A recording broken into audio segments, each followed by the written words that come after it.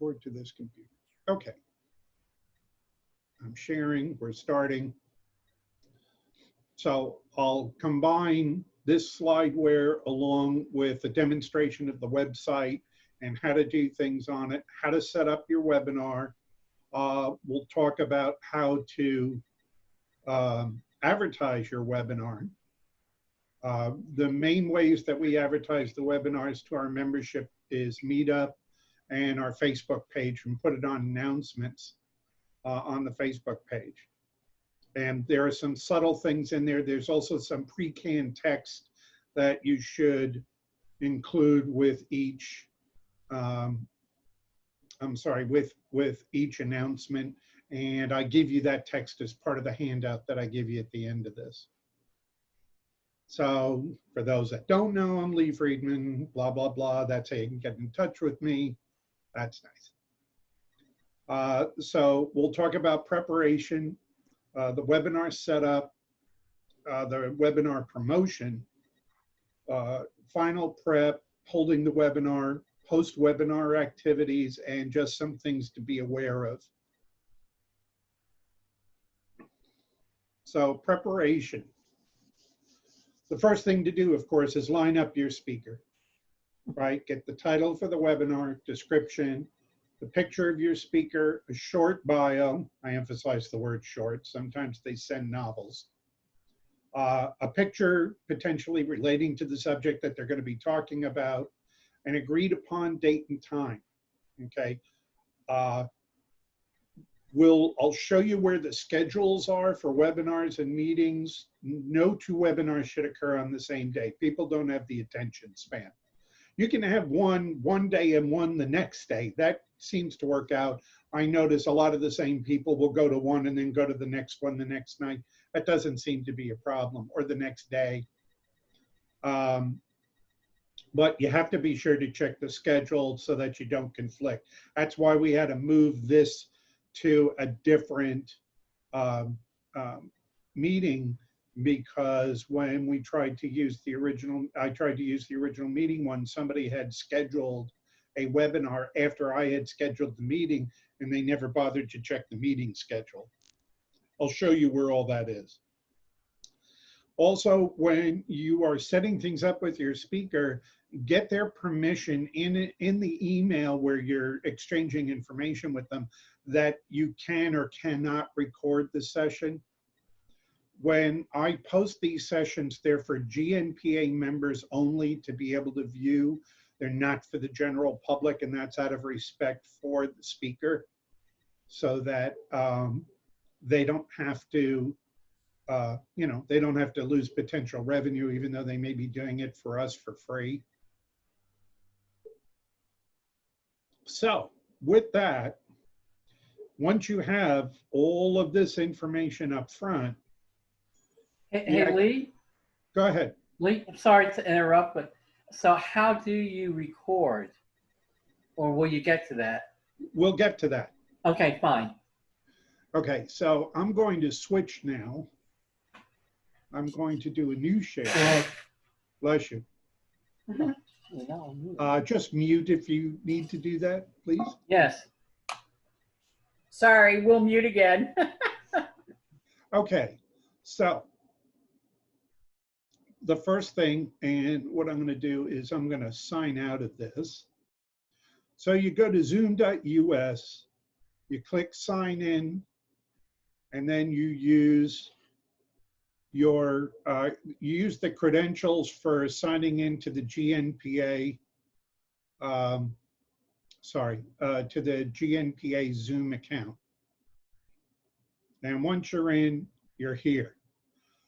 The two most important things to notice are you've got menus across here that you need to be aware of. You don't really need to worry about what's going on up here. You have upcoming meetings, previous meetings, personal meeting room, and meeting templates. And over here, the two most important things are you got meetings and you got webinars. These are all the scheduled webinars currently. This was our scheduled meeting, which we couldn't hold because somebody scheduled a webinar that actually overlapped with our meeting. So That's why we had to move to a different platform. We had to go to my platform to do this. When you first get in, you'll click on webinars. And then you see you have upcoming webinars, previous ones, webinar templates, and you have schedule a webinar. This is how you actually go through the schedule. So you find the date. Let's play with a date. Let's say November 1st. We got a meeting on October 21st, November 18th. We know November 1st is going to be okay. So we click schedule a webinar, and it brings you into this blank page with the information about setting up the webinar. The first thing you do is you select the template. We only have one template. See, it says use a template. What that does is it pre-populates a lot of all the little buttons and stuff to get your webinar set up. It also pre-populates it with a poll that we ask everybody to do at the end. So it says GNPA webinar template. Remember, all of this is in the notes, so you don't have to worry about taking a lot of notes. And this is being recorded. So as soon as I did that, it replaced a couple of things, and it set a couple of the buttons, and it actually set some other things that are on other pages that you'll get to look at later. But right now, you would put your title that you got. You would put the description of the webinar. Don't put the bio stuff in here. There's a separate section to put speaker information in. I'll show you that in a minute. So here you would put the description of the webinar, whatever they had come up with. You set your date. So we had said it was going to be November 1st. November 1st. And let's say it was going to be at 3 o'clock in the afternoon, so 3 p.m. And it was going to be for 2 hours. Always go a little bit above. You can do, if you know that your meetings usually go for an hour and a half, do it for 2 hours. If they usually only last a little over an hour, do an hour and a half. Here you set hours, here you set minutes. Of course, we're Eastern time. It is not a recurring webinar. Whoops. So we don't do that. You want registration required. This is one of the presets that are in the template. The password is built in. Both the host and the panelist, that means anybody that's going to be speaking, including the speaker, is a panelist. You are the host, can have video. And audio is always set to both, so that if somebody can't get in with their computer, but they want to listen to it, they can call in. I always have a default to both, so it doesn't matter what kind of audio any participant or panelist is using. Lee? Yes. Can you have more than one panelist? Yes. I'll show you how you do that. And then you click schedule. It now takes you to another page. The description, the title and the description that you put in will show up here. It has created a calendar event for you to put in your calendar. Okay. It's showing you what some of the settings are. Q&A has been set up. We've enabled the practice session. Now, here's what's nice about the practice session. Let's say you're going to start at 3 o'clock, but you want to get online with your speaker beforehand to make sure that everything works. You can actually enter this meeting at like 2:30, provided nobody else is having a meeting. You can enter your webinar at 2:30. Your panelists can join you, and then you can test things to make sure they can share their presentation, their video and audio works, and everything's ready to go. Okay, I will show you that a little later, because when you do that, only you and the panelists and speaker can be in the webinar at that time. There'll be a button that says start broadcasting, which then allows the participants to enter. But this way you get private, testing time before you let it's like, the theater's closed until the stage is ready, right? This is a similar type of thing. The important stuff now is down at the bottom. That's going to answer some of the questions that came up. First of all, it says, see invite panelists, and it says no panelists invited yet. I can edit here, and I start putting in a name and an email address and add panelists. So if I was having a discussion, or if I was having a photo review with, or some kind of a panel discussion, I could put all the people that are going to be on that panel in here. You click save, and they will get a notification about the meeting. They will get an invite. Okay. Remember that we are limited to 100 attendees in the webinar, which is why we keep it for members only. And yes, I've had a couple of webinars where I've actually had upwards of 106, 107 people that have registered. Do not, let me emphasize this, do not ever click send invitation to me, because the only me that this account knows about is Eric Boyles, and it's going to go to president@gnpa.org. So don't click this. If anything, you can click copy the invitation, and it puts together the entire invitation with all the information. And what I do is I copy and paste it into an email and send it. Or I go to the e-lists in members click and send it to my chapter members that are listed in that email list. I can do that too. The other important thing to note is, look at this. See, it says registration link. This registration link you're going to want to copy, because this is going to get into another aspect of this. Notice when I put my mouse over it, this little box shows up on the right. If I click on that, I've now copied this registration to my clipboard to use. And the reason we do that, and I'm sorry, I'm going to have to log in to show you this, provided that GNPA is going to come up. While that's coming up, Lee, what you showed when you said that it puts all the information, the description and whatever in that, in an email that you are. No, it's not in an email. It's just text. Okay. That's all that is. You're going to have to create the email. That's what I was talking about with the members click. Okay, and you have to copy in that link. The link is not already in there? The link is. Okay.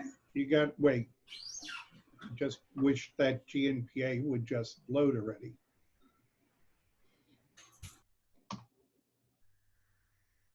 There, thank you. If I go to member login, because this is information you're going to have to get to me.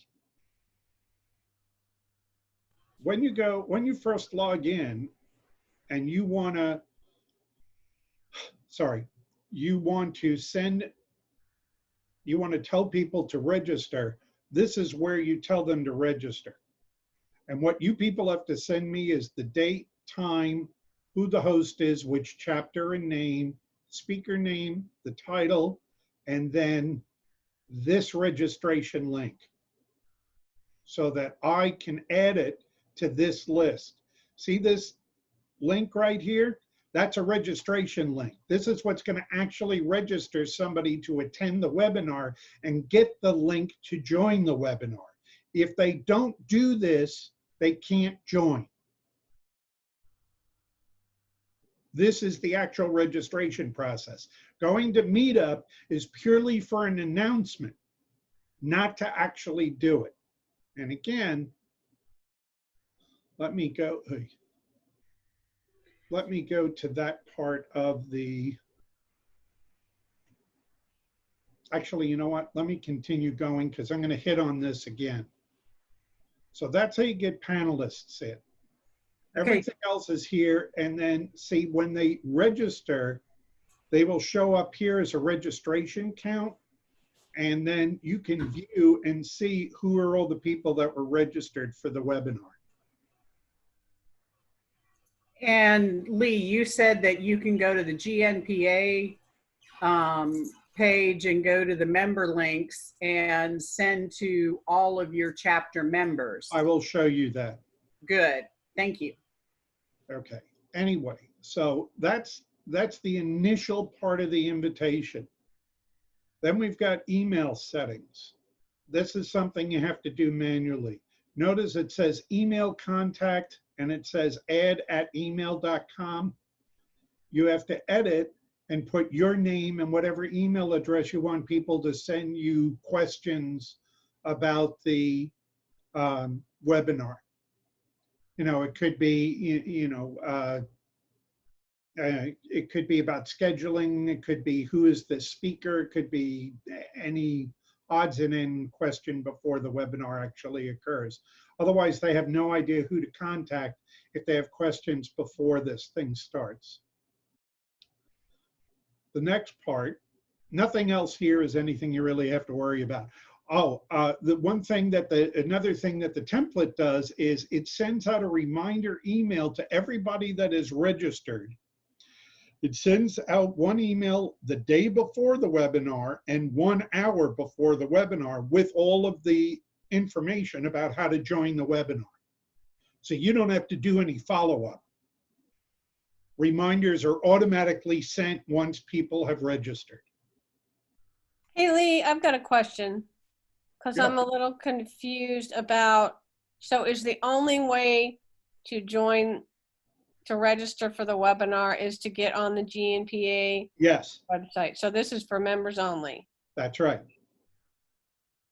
Because Because- we have a limitation as to how many people we can have. So Right, it's members first. right. Then I go into branding. Here, by the way, is where, look, speakers, add a speaker. This is where you can put in the picture of your speaker, the name of your speaker, title and organization if they had, like when I put in David Akubi and I put in Bear Woods for his organization, and I put in his bio, you're limited to 1,000 characters. You'd be surprised how quickly that gets used up. Keep it short. The images, and they remind you here, the maximum dimensions for the image for the person's headshot is 400 by 400 pixels. Invariably, I end up having to edit whatever picture is sent to me to get it to fit in 400 by 400. So you got to do a little Photoshop action. And JPEG is what they typically want, or a PNG. And you just upload it, you fill this in, and then you click save, and then you've got your speaker in there. Really nothing else to do unless you want to put some kind of a banner up at the top, which I usually put their picture of whatever example picture of what they're going to be talking about is, and I just upload that picture and put it in here. Polls is automatically set up. We got a 4-question poll, or 5-question poll. I'll show you how you manage that once I show you the pages to actually do the webinar. The Q&A stuff is already set up. There's nothing for you to do. The integration and live streaming, we don't use those. Live streaming would be if you're going to do this on Facebook live streaming or on Twitch or YouTube live streaming. We're not doing any of this. We're not integrating with any third-party apps. So there's nothing to do there. So once that's done, your webinar is ready to go. Once you've finished filling in this part, you've now completed what you need to do on Zoom. I'm going to go back to my slides. New share.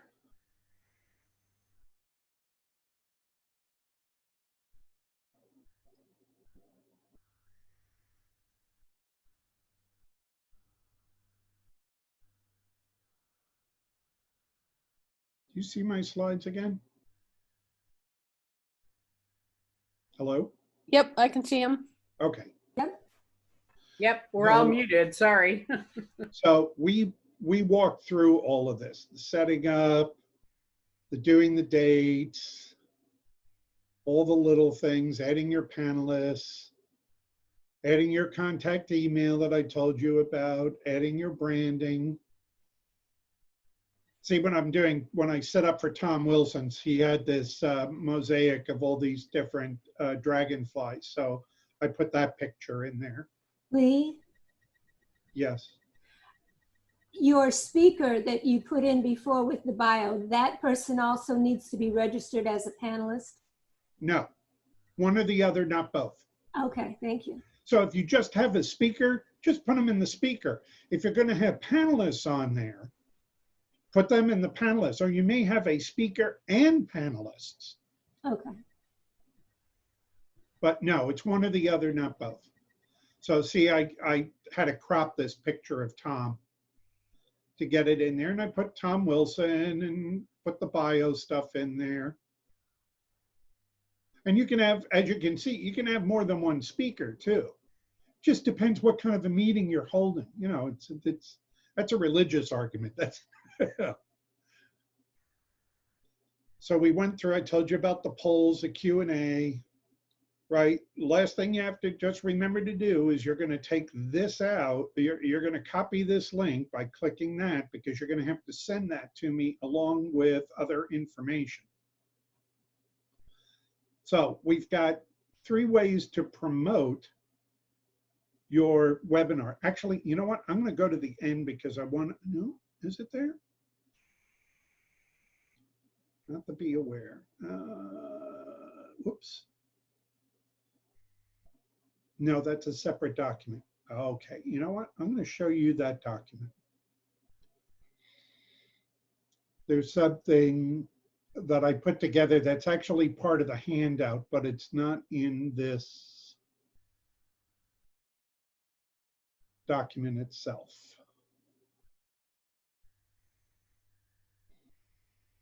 Okay. Now we'll do the update later.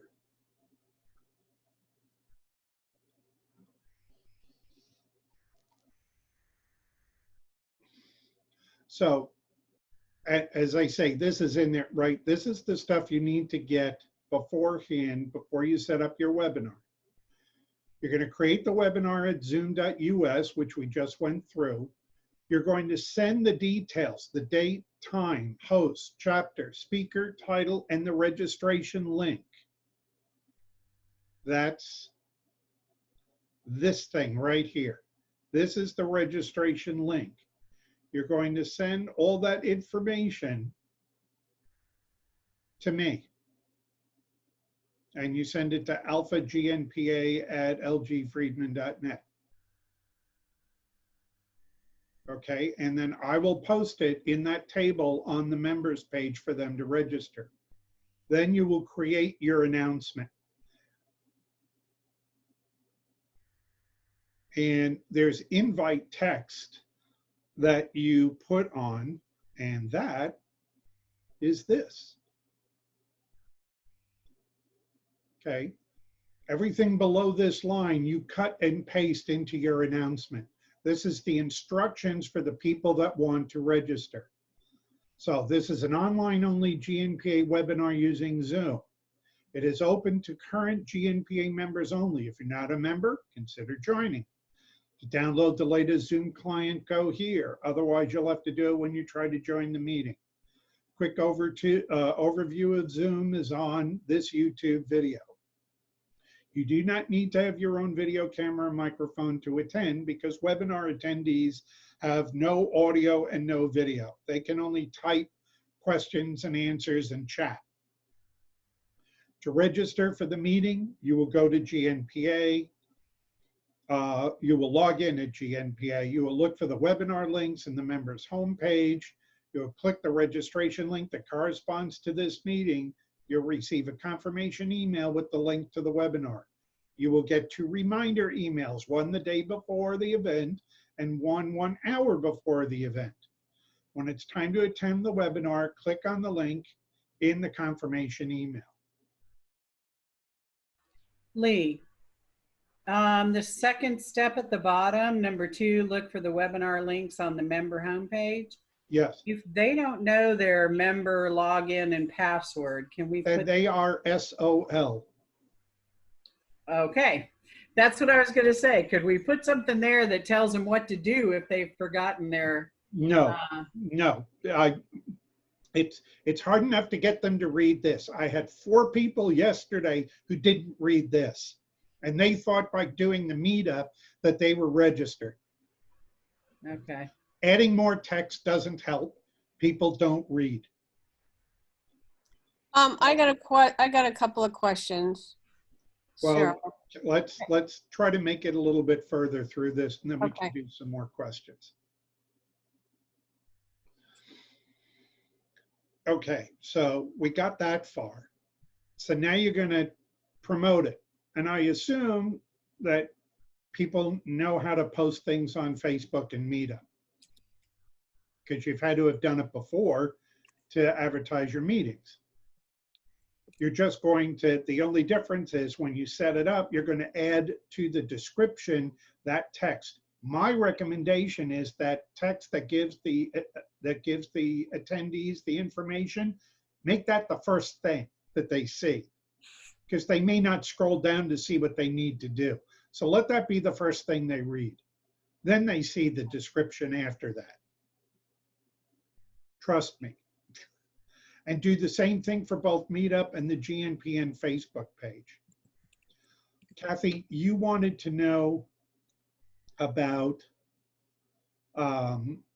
doing the, about how to do emails for to your chapter people. And I'm going to show you that right now. Thank you. Actually, I'm going to be very nice and I'm going to show everybody how you do that. I've done it, but when I did it, I think I ended up having to copy it off the page and then go to Excel and. So I logged in to to the MemberClicks administrator thing using my login, right? All chapter coordinators can log into this. You go to community e-lists.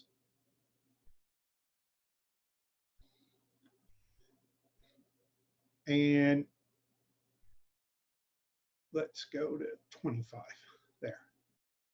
So look, here's the Roswell chapter members, right? You would click on this link.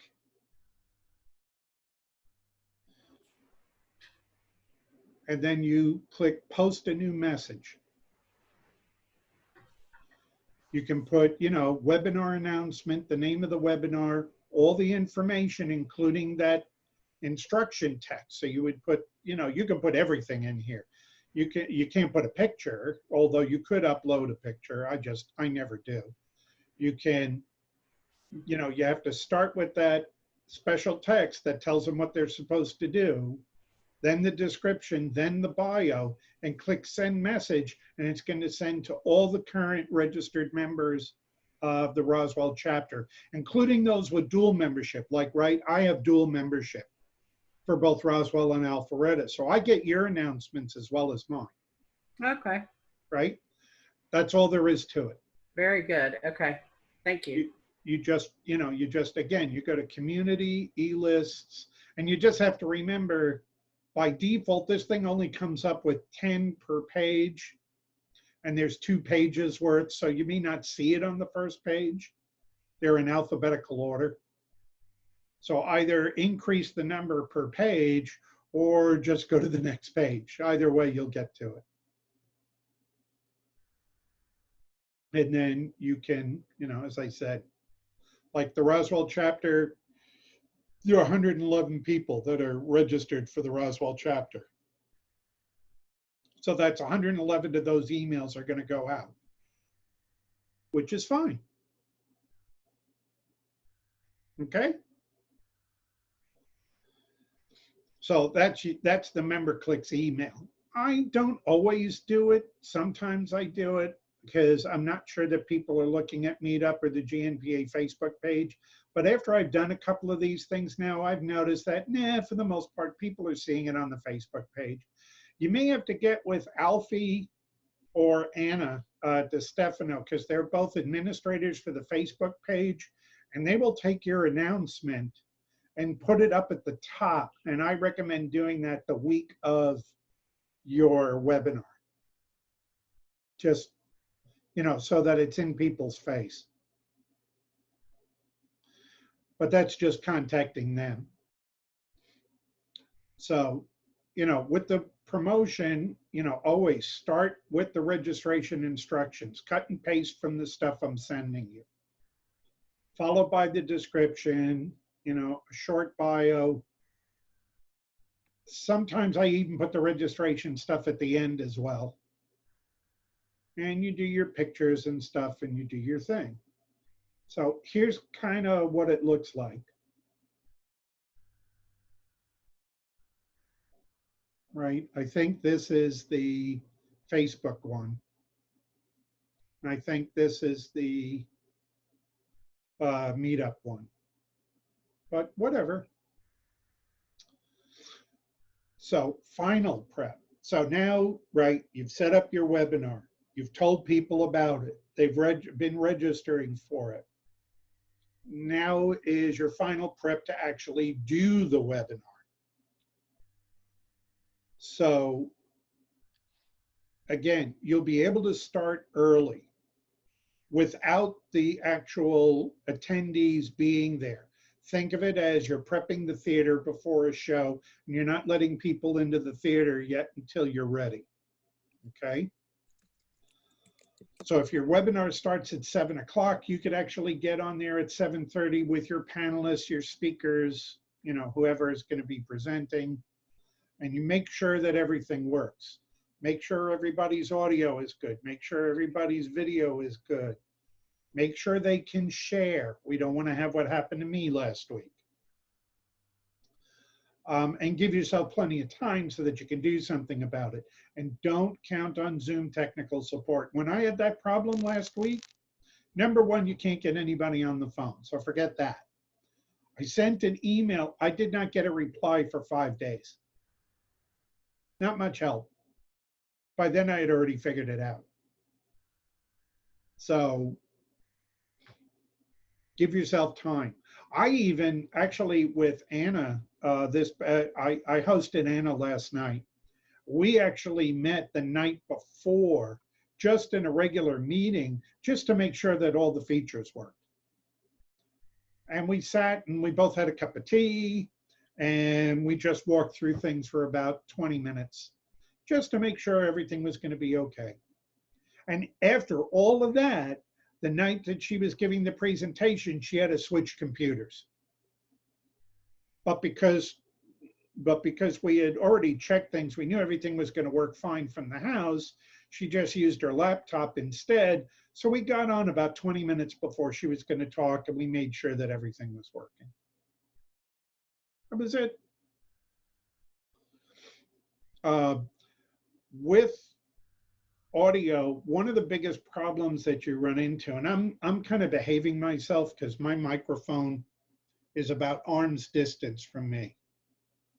My camera is also the microphone.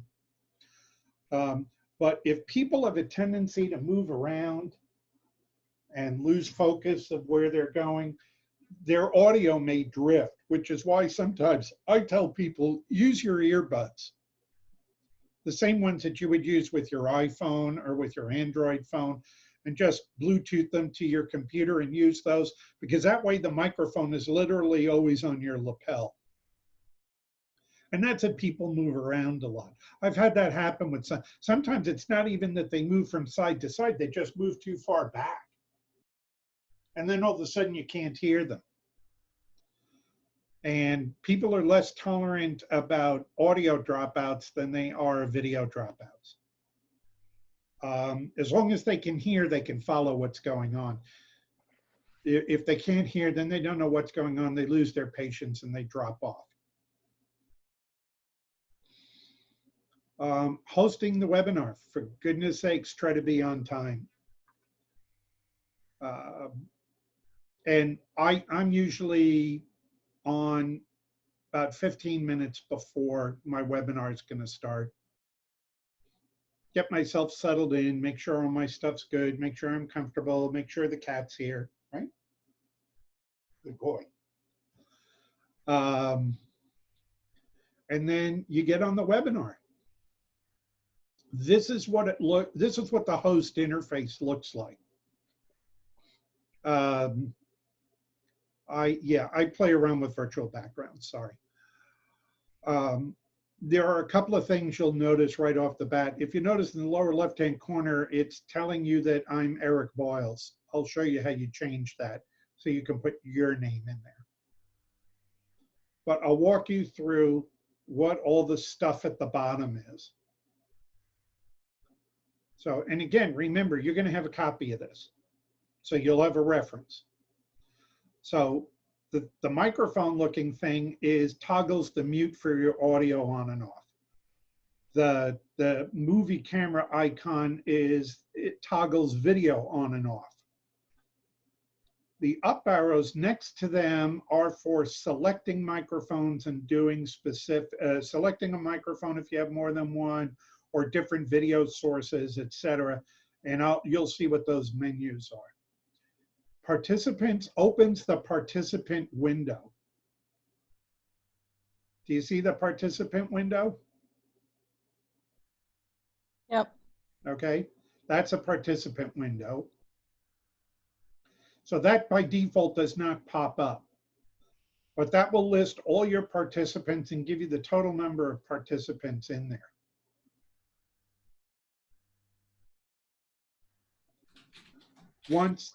Once you're in that, then you can also open up the chat window. There's the chat window. And you can talk with everybody in the meeting or just specific people, and they can do the same thing. There's the screen sharing window. I can't show you that. Well, I'll be able to show you it in the slide and the fill-in for that. I am actually running dual monitors. So when I click share, your options for sharing are pick an entire display. So I have two displays, so it shows me both. Or you can pick a specific application on your desktop to share. So if all I want you to see is PowerPoint, I do that. Right now, I'm just sharing my whole display because I want to be able to do what I just did, which is, bring things into view, take them out of view. But that's me. The polling turns on the polling window. I don't bring that up until the speaker is done and we're going to close out the meeting, and I ask people to participate in the poll at the end of the meeting. I don't want a lot of distracting things on the screen that the people have to deal with. I want them to be able to see the presentation. There's the record button for starting, stopping, or pausing the recording. There's the Q&A window. The Q&A window I do bring up at the beginning because that's how people can post questions. Then you can either decide when you want to be able to answer those questions. You can decide that you want to type the answers to the questions or just have the speaker respond to it, and it keeps track of those. And then, Lee, yes.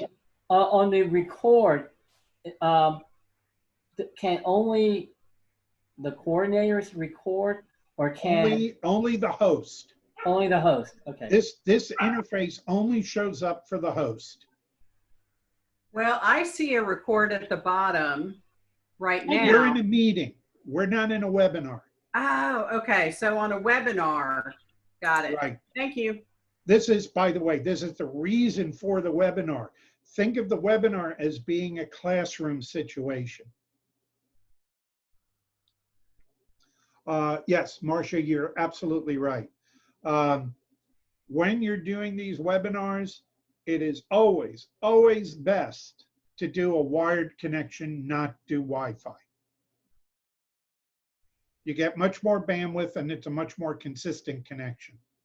I don't know, depending on where you live and what other wireless networks are in your area, you may get interference, it may drop off, I don't know. But when you're connected with Ethernet to your computer to do these meetings, they're rock solid. And then at the end here, you see it says, and that's to kill the meeting or kill the webinar altogether.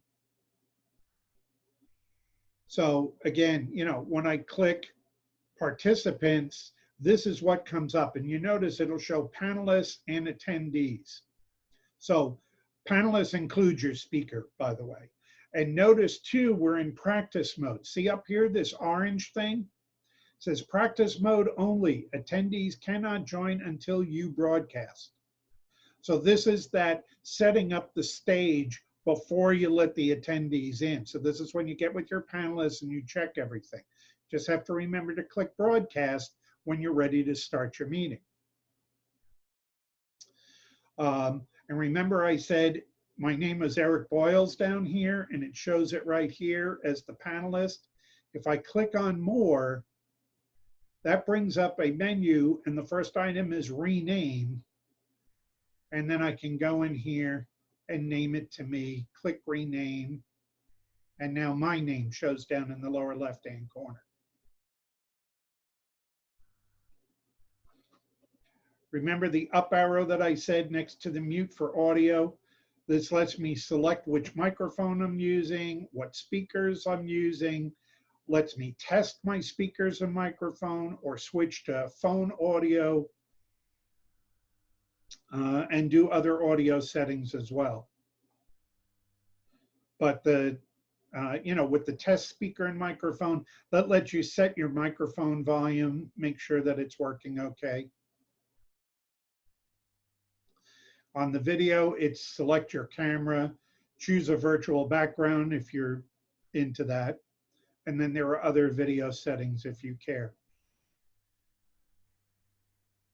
Oops. Again, this is the poll that comes up. Remember, I have that, that's part of the template. So there's a poll in there. When you're ready for people to do the poll, you bring up the window and then you click launch poll. That allows people to actually vote and gather it, and gather the information. And then this is the Q&A window here. The open one is, these are questions that haven't been answered. When they get answered, you have the option of clicking to say that they were either answered or they were dismissed for one reason or another. Then you've got, as I say, your participant and your chat windows are here.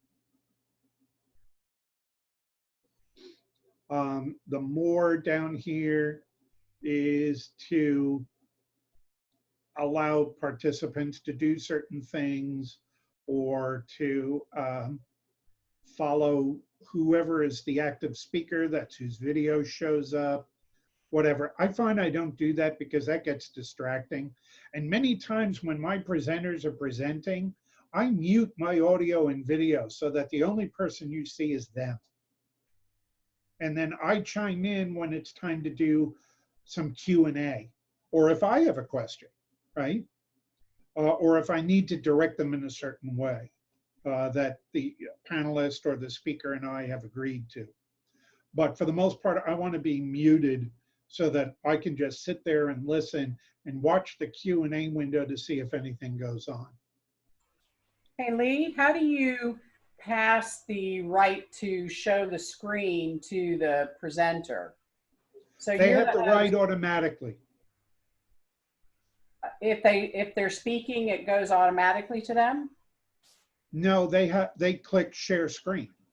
Ah, okay. That the share screen button will show up on theirs. They won't see many of the other buttons, like they can't record.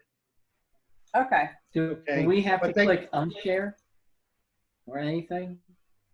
It depends on how you've got it set up. You can, sometimes if you forget, you have to unshare before they can share, or you can, there's an option in this little caret window here that says that, whoever asks for it gets it. Okay. So it can be more of a free for all. Okay, I've got some questions. I guess I'm not clear about this. The speaker needs to register as well?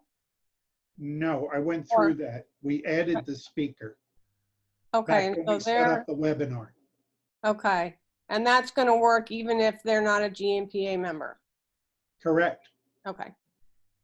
because they get a separate invite. Okay.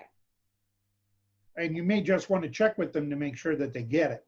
Right. They Okay. don't, just take your invite that has the link and send it to them. But they'll have a speaker. See, if you don't register them as either a panelist or a speaker, then they won't get those permissions, and you're going to have to add them to those permissions. You're Right. going to have to Right. say, make this person a panelist. Okay. Okay. And you don't want to have to do those extra steps. Right. Right. Right. Okay. That makes It's sense to me now. just more work than you should have to do. I do have so we had a webinar with Jeff Milstein, and because we hadn't had this training, et cetera, he used his own Meetup, or I'm sorry, his own Zoom account. So do I send that to you to post? Because I got permission from him to post it. It was a GNPA chapter meeting, but it's through his account. That's fine. Okay. But then he's going to have, that means he's the host. Well, yeah, he's already done it, and we recorded it and everything. I just thought we'd want to. Oh, no, because if it's already happened, no, I'm not Okay. adding it to the list. As a matter of fact, I have to start taking some off the list that have already happened. So we can't go back and view those? Or Not by clicking on the registration link, no. well, how would we view them if we want to go? That's what I mean. If somebody wants to go back and watch one later. Right. That there on the members landing page below that, look, webinar replay links. You Okay. have to send me the link to his video, Right. and then Yep. I will add it. Okay. Yep. That's what I want to do. But I need to know the speaker's name, Yeah.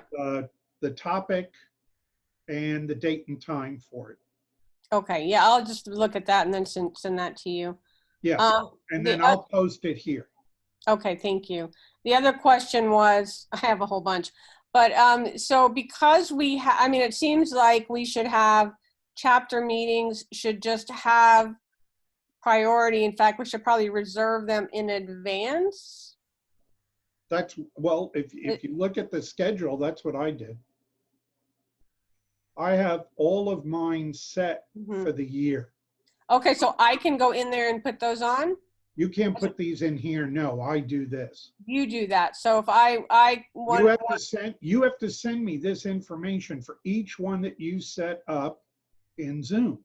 But what if, okay, so for right now, I don't necessarily have speakers for every time slot, but I would want to reserve those time slots so somebody else doesn't take it, not realizing that we have a chapter meeting. I just think the chapter meeting should be sort of like, these are set and no one else can reserve at that time. But I may not have the speakers lined up yet. Yeah, Cheryl, I understand what you're saying. When does your chapter meet? Second Thursday. Okay, I'm the second Tuesday. Right. Alpharetta is what, Lee? Third Wednesday. I think Wednesday. I looked at them and nobody overlaps, so we could all just, we could get those kind of set in stone and then send the information when we have the speaker set up. Well, let me drop something else on you. I have some chapters that are not following their normal meeting schedule. They do their webinars on Saturday mornings. Wow. That's fine, but they shouldn't do it at a time that overlaps. Well, that's why I said at the beginning, you have to check both the meeting schedule to see what meetings are happening and the webinar schedule, and not try to overlap somebody else's time. Right. As a matter of fact, once these are in, if you try to reserve a time, it won't let you. So let's say for me as a chapter coordinator, I could just send you the dates and have the TBD, to be determined. No, wait, stop. Huh? You have to set up the Zoom webinar. I'm not doing that. The only No, I know. I want to put it on the schedule so somebody else doesn't try to take that time. Because what if somebody doesn't take the time to look at the meetings? They just look at the webinar and they're like, oh, this is open. I just think that it would be good to have them, all the chapter meetings set up. people aren't doing separate chapter meetings from webinars. The webinars that I do, Those are my monthly meetings. I know, I understand that.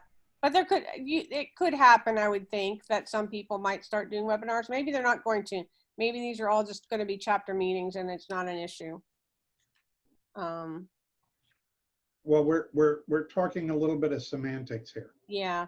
The Okay, so let's just go ahead. okay, people are typically not doing meetings. If you're going to have your chapter meeting, our recommendation is don't use meetings, use webinars, because that way you can control it. Right. If it's a meeting, it's a free-for-all. Mm-hmm. Okay. Yeah, they all need to be set up as webinars. We haven't done anything virtually yet with Roswell. So I think we'll try to get back into it. We had speakers set up until October, but we just haven't done anything because CNC was not open and Right. we weren't comfortable with the virtual meeting or webinar yet. So, but I think we can now. So we'll reserve some times. And I know I'll regret this, but I have been helping people when they run into an issue. So you can email me at Alpha GNPA and go, help, I'm stuck. Okay. That Okay, would be but- great. We lost our web poster, the guy that posted for Facebook and Meetup. I'm not doing that. Well, we're going to have to look for somebody. Bob Springfield was in a really bad car accident, Oh and my God. yeah, at the beginning, I think the beginning of March, and he's for at least 6 weeks, and I don't know, recently he was quarantined because everybody was, and he's at the Shepherd Spinal Center. So so anyway, we're going to be looking for somebody, but if y'all know him, you might want to, send him an email and Right. say hello. Let me say, for your Facebook listings, Mm-hmm. either Anna DeStefano or talk to Alfie Weiss. Okay. They can help you, show you how to do that. For the Okay. meetup, it's a little more difficult because in order for your chapter, he's probably the owner of that meetup. Yeah, I think he is. And if he's the only one that's the owner of that meetup, you can't post until they make you one of the other people that's allowed to edit meetups for that meetup group. Okay. And for that, you need his username and password for meetup. Okay. Okay. Then Right. you'll be able to do, because it's not hard to do, but you have to have the permissions to do it. Right. Right. Okay. For Facebook, no, you can just put them in there and then, think of it as you're doing a post, except your Yeah. post is about this. Now there is in Facebook, I'll just go to it just to save a little time. Oh, poop.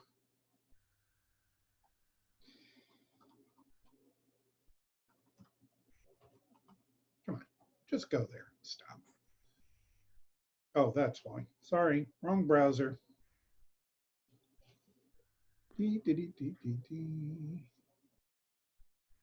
Yes, we are. We like giraffes. Long story. Okay, so if I go into Georgia Nature Photographers Association, see that says announcements? Click on announcements, and here's where a lot of the announcement talks come in. What I typically do is just go to the page. Let me go back. Go into GNPA, and I just create a post that is the announcement, and then I just tell Alfie or Anna, hey, take this post and make it into an announcement. They move it over for you. But doing a post to announce a webinar is the same as doing any other post. Okay. There's nothing weird about it. You just have to remember, you're not going to put the registration link in there. You're going to put in the instruction text that I showed you. Right, So that I'll be distributing at the end of this. Okay? right. Okay. Okay. Anyway, oops, we don't want to do that. Come on, you.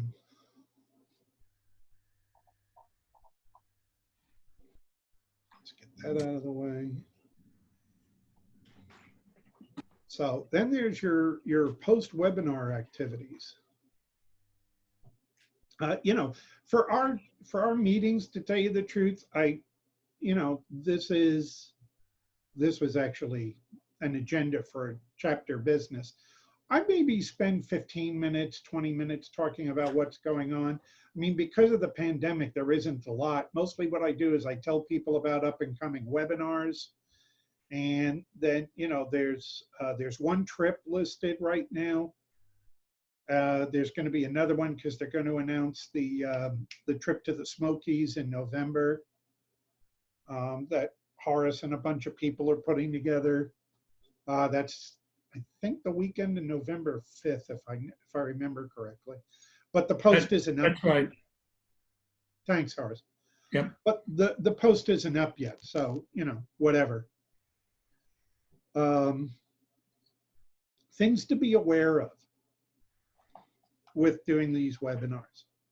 We're limited to 100 people, which is why it's a closed meeting. And you'd be surprised because to tell you the truth, Kathy Aspey, I don't just invite my chapter members. I invite everybody that's GNPA and just say, come one, come all. And Okay. sometimes we get a big showing, depending on who, if it's David Akubian, I'll get close to 100 people. Yeah. If it's me, I may get 25. Right? But even that, I feel good about any decent numbers. And the surprising thing, not so surprising, but the good thing is, for the most part, I see us getting more people coming to these webinars that would normally come to a meeting because they don't have to travel. And if they're out of range anyway, like if it's, Jamie Anderson over at the Coastal or something, he can just join in and have at it. And Horace doesn't have to schlep from Gwinnett, right? It's just the convenience factor alone makes it, yeah, I think I'll go to that meeting and see what they're going to be talking about. So we get pretty good turnouts for these things. And we need to keep it limited to our membership. Again, the attendees don't need a microphone or camera because they won't be able to use them anyway. Be sure you use the Q&A panel, have the chat window open, do the ending poll. And I'm going to show you some little things about what you can do at the end of your, once your webinar has ended. You'll be able to start early, right? Before you start broadcasting, you can get on and do a practice session to make sure everything is working. And your speaker should talk for an hour, maybe a little bit more, but not too much more because people's attention span starts to wear off. And what happens, I'll see it at the meetings, right? I was showing you, here's the participant window, and you see the count of participants. You'll start to see after that first hour, the number starts to go down. People start dropping off. So I find that a meeting that lasts about an hour and a half, an hour and 45 minutes, you're doing good. People will hang out, almost regardless of what the topic is.